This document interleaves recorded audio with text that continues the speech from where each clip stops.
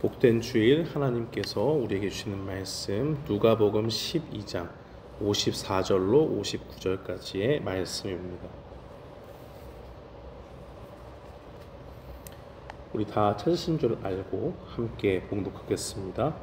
또 무리에게 이르시되 너희가 구름이 서쪽에서 이는 것을 보면 곧 말하기를 소나기가 오리라 하나니 과연 그러하고 남풍이 부는 것을 보면 말하기를 심히 더 오리라 하나니 과연 그러하니라. 외식하는 자여 너희가 천지의 기상은 분간할 줄 알면서 어찌 이 시대는 분간하지 못하느냐. 또 어찌하여 옳은 것을 스스로 판단하지 아니하느냐. 내가 너를 고발하는 자와 함께 법관에게 갈 때에 길에서 화해하기를 힘쓰라. 그가 너를 재판장에게 끌어가고 재판장이 너를 옥졸에게 넘겨주어 옥졸이 옥에 가둘까 염려하라. 내게 이르노니 한 푼이라도 남김없이 갚지 아니하고서는 결코 거기서 나오지 못하리라 하시니라. 아멘. 저는 본문 말씀 누가복음 12장 54절로 59절 말씀을 통해서 가장 긴급한 문제라는 제목으로 주의 말씀을 선포하겠습니다. 오늘날의 많은 사람들의 시간 관리에 도움을 주고 있는 아주 유용한 도구, 툴이 하나 있습니다. 바로 아이젠하워 매트릭스라는 것입니다.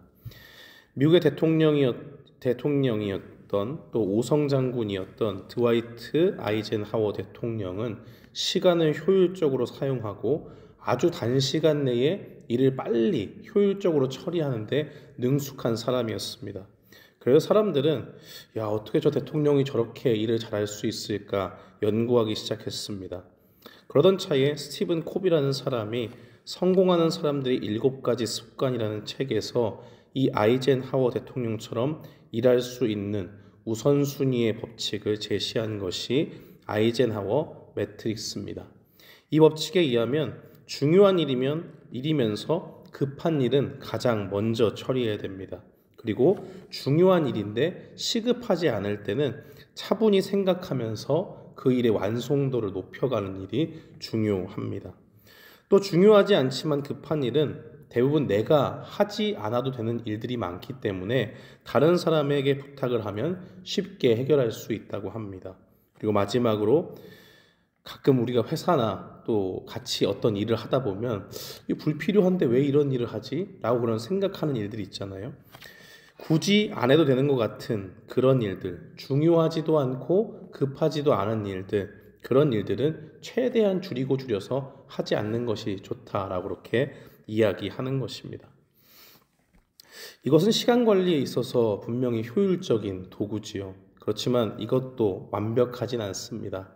이 방법이 가지는 단점 한 가지가 있다면 바로 일의 중요성을 어떻게 판단할 것인가 하는 데 있습니다. 아무리 좋은 시간 관리의 툴을 가지고 있어도요, 그것을 사용하는 사람이 뭐가 진짜 중요하고 뭐가 시급한 일인지 잘못 판단하게 되면 아주 유용한 도구도 독이 될 수 있는 것이죠. 오늘 우리 주님께서는 바로 본문의 말씀을 통해서 이러한 어리석음을 가지고 살아가는 우리에게 말씀하고 있습니다. 우리는 나름대로 열심히 인생을 살아간다고 하지만 진정으로 뭐가 중요하고 또 뭐가 긴급한 것인지 놓칠 때가 많이 있기 때문입니다. 바로 그러한 사람들 틈바구니 속에서 어떻게 너희는 이 시대를 살아가면서 무엇이 가장 중요한 것이고 무엇이 가장 긴급한 것인지 알지 못하느냐라고 그렇게 말씀하시는 것이 우리 주님의 음성입니다. 우리는 때때로 사람들에게 깨달음을 주기 위해서 가혹한 말을, 좀 듣기에 센 말을 그렇게 사용해야 될 때가 있지요. 세례 요한은 유대 종교 지도자들이었던 많은 바리새인과 사두개인들이 그 앞에 세례받으러 올 때에 독사의 자식들아 누가 너희를 가르쳐 임박한 진노를 피하라 하더냐라고 그렇게 말한 바가 있습니다. 세례 요한의 의도는 그들의 마음을 찔리게 해서 뼛속까지 그들이 가지고 있는 의인의 의식, 선민의 의식을 무너뜨리는 데 있습니다. 너희도 역시 다른 죄인들처럼 똑같이 하나님 앞에 회개의 대상이 되니 주님 앞에 빨리 너희 마음을 돌이켜서 돌아오라고 하는 세례 요한의 마음이 담겨 있는 것이지요. 예수님께서는 바로 그러한 심정으로 많은 사람들을 책망하며 말씀하십니다. 56절 말씀에 보면 외식하는 자여 너희가 천지의 기상은 분간할 줄 알면서 어찌 이 시대는 분간하지 못하느냐라고 그렇게 말씀합니다. 오늘날 사람들이 잘 하고 있는 건 여러 가지 있는데요. 그 중에 하나가 바로 날씨를 예측하는 것이죠. 100%다 예견하고 대비할 수는 없지만 그래도 많이 세월이 좋아져서 우리는 대부분의 정보를 아주 깜짝 놀랄 정도로 잘 알 수가 있습니다. 저도 날씨에 예민한 편이어서 아침에 일어나면 날씨를 늘 체크하는데요. 제가 사용하는 어플리케이션을 보면 이게 진짜 얼마나 정확한지 2시간 이내에, 지금으로부터 2시간 이내의 시간은 굉장히 정확해요. 그래서 5분 뒤에 비가 온다. 그러면 진짜 5분 뒤에 비가 오고요. 1시간 뒤에 비가 그친다. 그럼 진짜 1시간 뒤에 비가 그칩니다. 그 정도로 세상이 굉장히 좋아졌죠. 그런데 예수님이 오늘 본문에서 말씀하시던 때에는 오늘날처럼 핸드폰도 없고 슈퍼컴퓨터가 기상을 예측하는 그런 일도 없죠.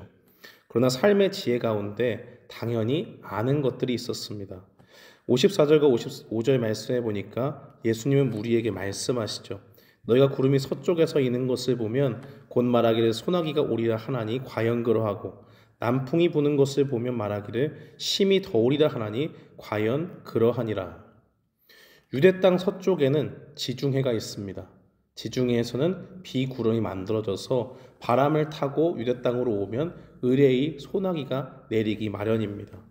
그리고 유대 땅 남쪽에는 네게브 사막이 있는데요. 저도 성지 순례 가서 그 남쪽으로 가보니까 바람이 불기는 부는데 진짜 뜨거운 열풍이 불어요. 그래서 해를 하나도 피할 수가 없는데 거기에 열풍이 들어올 때마다 이렇게 풀이 죽는, 사람의 힘이 쭉쭉 빠지는 그러한 일들을 경험합니다. 그러한 것처럼 사람들은 체험적으로 알고 있었어요. 날씨에 관한 어플리케이션이 없어도, 슈퍼컴퓨터가 없어도 체험적으로 이미 그러한 징조를 보면 날이 더워지는구나, 비가 오겠구나 하는 것을 알고 있었습니다. 이들의 모습을 보시면서 예수님은 책망합니다. 너희는 왜 기상은 분간할 줄 알면서 이 시대는 분간하지 못하느냐. 예수님께서 왜 이 사람들을 향해서 56절에 보니까 처음에 외식하는 사람들이라고 했는데 그렇게 말씀하셨을까요? 그들은 그들 외부적인 그 눈으로 확인할 수 있는 기상만을 중요하게 생각하면서 살았기 때문입니다. 정작 그들이 정말 관심 갖고 잘 가꾸어야 되는 영적인 문제들에 대해서는 무관심했다는 겁니다. 무엇보다도 그들이 하나님의 백성이다, 내가 아브라함의 자손이다, 주님을 따르고 믿는 하나님의 백성으로 선택받았다라고 한다면 그들에게 가장 중요한 것은 언제 비가 오고 언제 날이 더워진다, 이런 거 물론 살면서 유용할 수 있지만 그것보다도 정말 주님이 우리에게, 하나님께서 이 땅에 보내주신 메시아가 있는데 그분이 과연 오셨는가 안 오셨는가를 늘 생각하며 찾아봐야 하는 것입니다. 그들이 그토록 기다려오던 메시아는 지금 예수님께서 말씀하시는 이 시대, 주님이 오신 그 시대에 이미 이루어졌습니다. 하나님께서 그토록 보내달라고 간구했던 메시아를 하나님이 이제 보내시고 영적 무지에 빠져 죄 가운데 살던 그들을 회개시키려고 회개하라, 천국이 가까웠다라고 그렇게 외치셨는데도 여전히 그들은 예수님을 본체만 채 합니다. 종교 지도자들은 주님을 바라보면서 자신들도 찔림을 얻고 내가 종교 지도자임에도 불구하고 어째서 나의 욕심에 빠져 살았을까? 하나님보다는 사람들 앞에 보이기를 힘쓰며 살았을까? 회개하지 않고 예수님을 보면서 어떻게 하면 저 예수라는 사람을 죽일 수 있을까 궁리했던 것을 보게 됩니다. 주님이 행하신 기적을 사람들은 신기해하면서도 그것을 통해서 자신의 줄인 배는 채울 줄은 알면서도 정작 이분이 진정으로 메시아이신가 하는 고민 속에서 주님께 다가가서 진지하게 묻고 예수님을 대했던 사람은 너무나 적었던 것입니다. 사랑하는 성도 여러분, 예수님이 오셨던 시기에나 또 우리가 살고 있는 오늘날에나 사람들은 자신들 나름대로 삶 속의 지혜를 구하면서 중요한 일을 분간한다고 생각합니다. 그러나 우리 주님께서는 우리에게 여전히 놓치고 있는 것이 있다 말씀합니다. 바로 그것이 이 시대에 우리를 구원하러 이 땅에 오신 예수 그리스도를 바라보는데 게을리하고 그거 중요하다 하는 것을 머리로는 알면서도 실제 우리의 삶에서 등한시하는 우리를 향해서 경종을 울리시는 겁니다. 사람들은 뉴스를 봅니다. 나라가 어떻게 될까 하는 걱정 가운데 보죠. 앞으로 우리가 이 땅에서 어떻게 살아야 되는데 이것을 잘 대처하고 헤쳐나갈 좋은 소식이 없는가 하면서 전문가들의 의견을 듣기 위해서 뉴스를 봅니다.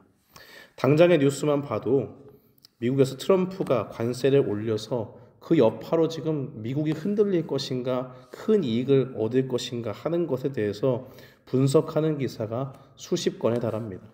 사람들은 앞으로 닥쳐올 경제 위기를 걱정합니다.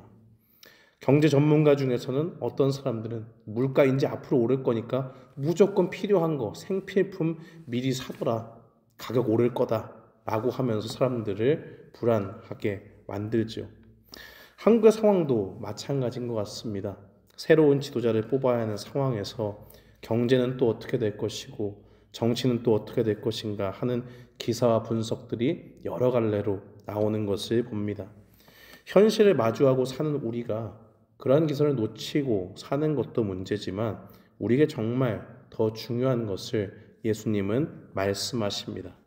지금 이 땅을 살아가는데 정말 그렇게 몰두하는 것만큼 걱정하는 것만큼 너희의 영혼의 상태를 보고 걱정하고 있느냐 우리에게 물으시는 겁니다.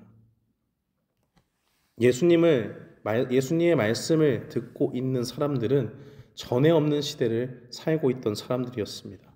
이전에 예언자를 통해서 정말 보내주시겠다고 오시겠다고 한 그 메시아를 나타나 앞에서 대면하고 있는 상황이지요. 그렇다면 하나님이 보내신 독생자 예수 그리스도를 마주하는 사람들은 당연히 그 음성을 듣고 주님이 우리에게 하시는 목소리를 따라 청종하는 사람들이 되어야 할 것입니다. 57절 이하의 말씀은 우리에게 곧 다가올 심판을 준비하며 하나님 앞에 우리가 회개해야 할 것을 말씀하고 있습니다.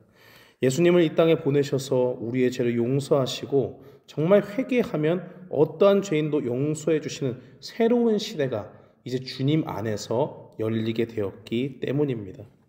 57절 말씀은 또 어찌하여 옳은 것을 스스로 판단하지 아니하느냐라고 그렇게 이야기하죠. 여기서 스스로 판단한다라고 하는 것은 결단성이 있는 죄를 자각하는 그런 모습을 이야기하는 것입니다. 내가 죄를 지었으니까 어차피 죄인인데 하나님 앞에 회개할 수밖에 없지. 이 정도의 수준이 아닙니다. 죄를 미워하시는 거룩하신 하나님 앞에 내가 있다면 오늘 주님이 오셔도 이상하지 않은데 내가 그 가운데 정말 주님의 심판을 견딜 수 있는 존재인가 하는 것을 날마다 두렵고 떨리는 마음으로 바라보는 것입니다. 죄를 미워하시는 거룩하신 하나님, 그 앞에서 나는 정말 죄인인데 어떻게 나에게 소망이 있겠는가 하는 마음으로 한탄하면서 주님 앞에 나아가 죄를 회개하는 마음, 그리고 그 가운데서 나의 삶 가운데 실제적으로 나를 괴롭히는 죄와 싸우며 구체적으로 결단하는 모습을 이야기하는 것입니다. 많은 사람들이 죄를 지었을 때 자주 핑계대는 말이 있습니다. 나는 이게 죄인지 몰랐습니다 라고 그렇게 이야기해요. 몰랐으니까 죄도 아닌 거 아닌가 라고 그렇게 핑계대는 것이죠. 그러나 우리가 지켜야 할 법에 대해서 무지하다고 해서 법정에서 우리를 사면시켜줄 판사는 아무도 없습니다. 이와 같이 구원을 허락하시고 회개를 촉구하러 오신 예수님께서 다시 올 때는 그 누구도 어떤 변명을 댈 수 없다는 거예요. 하이웨이를 가도 막 속도가 변하잖아요. 그 리밋이 변하니까 원래 55인 줄 알았는데 55 맞춰가다가 35로 어떻게 공사 구간이 있어서 줄었다. 못 보고 지나가도 경찰이 잡아서 잡히면 잡히는 겁니다. 그런 것처럼 우리도 우리 앞에 하나님 앞에 어떠한 오점과 죄가 있다면 그것이 주님 앞에 어떠한 변명으로도 예외의 상황이 되지 않는다는 것을 기억해야 됩니다. 예수님은 얼마나 인자하시고 선하신지 죄의 심각성도 모르고 살아가는 어리석은 사람들에게 쉽게 설명해 주시죠. 회개하지 않는 사람은 어떤 사람과 똑같느냐? 죄로 인해서 고소당한 죄인과도 같다고 주님은 말씀하십니다. 그런 사람에게 최고의 해결책은 무엇일까요? 지금 법정으로 가는 길이에요. 나를 고소하는 사람이 있고 내가 분명한 죄를 지었습니다. 그렇다면 그 사람에게 최고의 해결책은 단 한 가지밖에 없습니다. 자신이 죄를 지은 그 상대방에게 진심으로 사죄를 하고 피해를 준 것이 있으면 그것에 넘치도록 배상하는 것입니다. 빨리 고소한 사람을 찾아가서 그 사람과 좋은 관계를 회복하고 화해하는 것이 법정에서 심판을 면할 수 있는 유일한 길이죠. 그러면 고소가 취하되니까요. 마지막 날에 심판장이 되어서 우리를 심판하실 예수님이 다시 오신다. 주님은 분명히 말씀하셨습니다. 그 시간들이 점점 다가오고 있는 데에 그 가운데 법정으로 내려가는 길에서 우리가 해야 할 것은 다른 것이 없죠.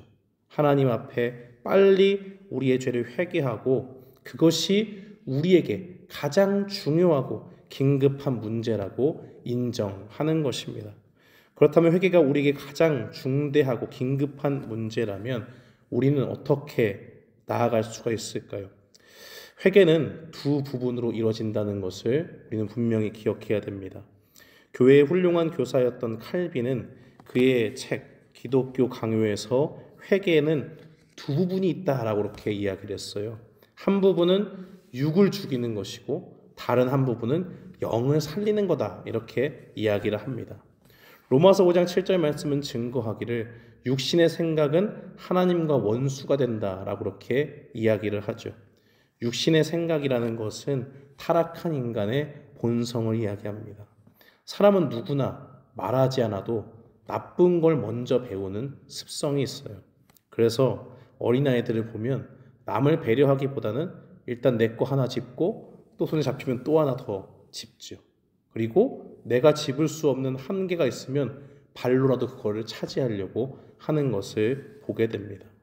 하나를 주면 그것으로 만족하지 못하고 더 움켜쥐려고 하는 그러한 악한 마음을 가지고 있는 것, 그것이 우리 속에 내재되어 있는 죄악된 본성에 따라 사는 사람들의 모습입니다. 하나님께서는 그런 죄악 가운데 사는 사람들을 보시면서 창세기 8장 21절에 이렇게 말씀하셨습니다. 사람의 마음이 계획하는 바가 어려서부터 악하다.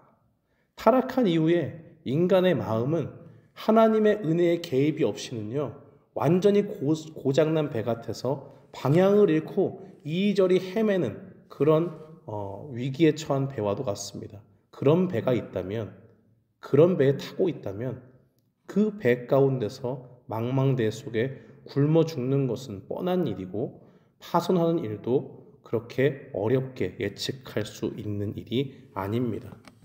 그 가운데서 살 수 있고 생명의 소망을 얻을 수 있는 사람은 없는 것이지요. 그렇기 때문에 그렇게 망가진 채로 이 땅을 살아가다 죄의 본성을 따라 살아가다 보면 우리는 완전히 죄 가운데 넘어지고 죄의 삭신, 사망 가운데 멸망하는 일만을 경험하게 되는 것입니다.